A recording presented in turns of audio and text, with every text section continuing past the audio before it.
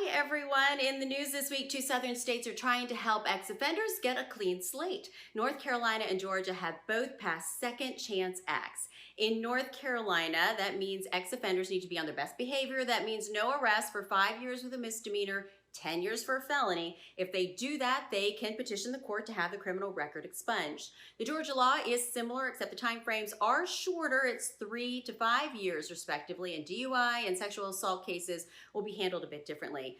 The North Carolina governor says he sees this as a path forward to good jobs and bright futures.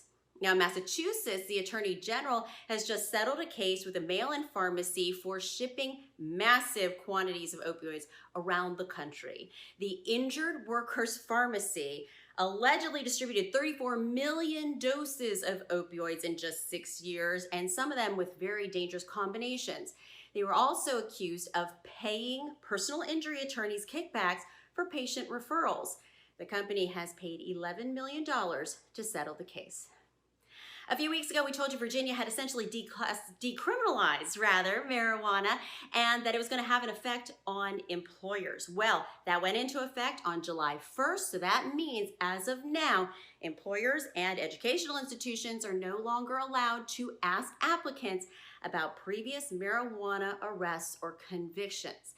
Now, going forward, if you're caught with an ounce or less of marijuana, it's just a civil fine of no more than $25, but if you're that employer and you ask the question, you could be faced with a criminal charge. And that's it for today. Be sure to check out more at ebiinc.com. We'll see you next week.